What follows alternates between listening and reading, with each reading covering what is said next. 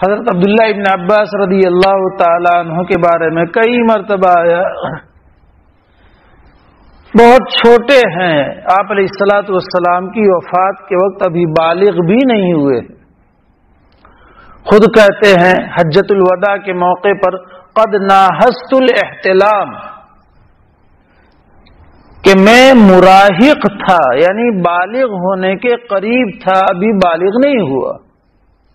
اور حجۃ الوداع کے 81 دن کے بعد نبی اکرم صلی اللہ علیہ وسلم دنیا سے پردہ فرما چکے ہیں۔ تو یہ عبداللہ ابن عباس رضی اللہ تعالیٰ عنہ کو ایک موقع پر نبی اکرم صلی اللہ علیہ وسلم بڑی عجیب تعلیم دے رہے ہیں، اور لکھا ہے شراح نے کہ جس وقت یہ تعلیم دے رہے ہیں اس وقت حضرت عبداللہ ابن عباس رضی اللہ تعالیٰ عنہ کی عمر 10 سال کے قریب ہے۔ خود حضرت عبداللہ ابن عباس رضی اللہ تعالیٰ عنہ کہتے ہیں کنت ردیف النبی صلی اللہ علیہ وسلم، میں آپ علیہ الصلوۃ والسلام کے پیچھے سواری پر سوار تھا ایک موقع پر، اور آپ علیہ الصلوۃ والسلام نے فرمایا یا غلام وَعَلِّمُكَ كَلِمَاتٍ، غلام بچہ جو ابھی بالغ نہیں ہوا ہے لیکن تمیز اسے حاصل ہو چکی ہے، وہ صحیح کیا ہے، غلط کیا ہے، کھرا کیا ہے، کھوٹا کیا ہے، حق اور باطل کیا ہے، اس کے سمجھنے کی اس کے اندر تمیز آ جائے، گرچہ وہ بالغ نہ ہوا ہو، اسے غلام کہا جاتا ہے۔ آپ علیہ الصلوۃ والسلام حضرت عبداللہ ابن عباس رضی اللہ عنہ کو بڑی جامع باتیں، عقائد کی پختگی کی باتیں اور اخلاقیات پر مشتمل باتیں سکھا رہے ہیں اس موقع پر۔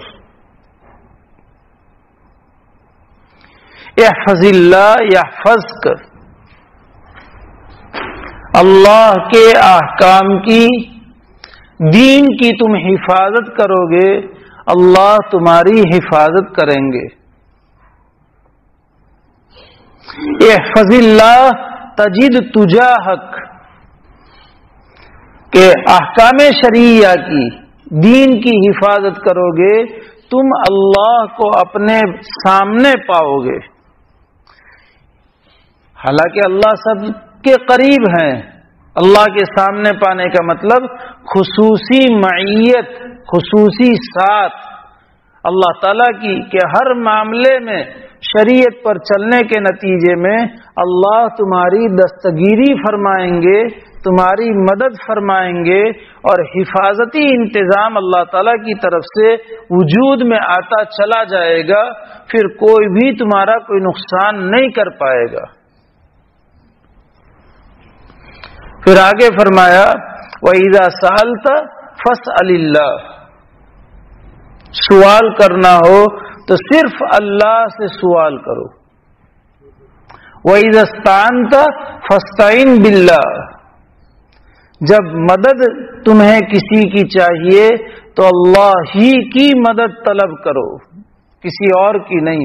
بچے کو سکھا رہے آپ علیہ السلام، 10 سال کے بچے کو۔ ہم لوگ بچے کو بچہ سمجھ کر کے کہ ابھی سے یہ سب، ابھی سے یہ تعلیم، تو بڑا ہو کر کے خود سمجھ جائے گا، ابھی تو بچپنا ہے،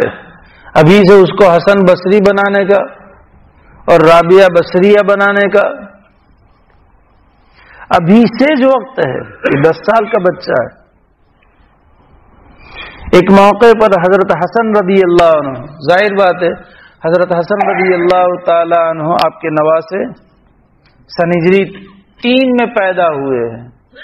تو وفات کے وقت یقیناً 7 یا 8 سال کی عمر، اس سے زیادہ نہیں۔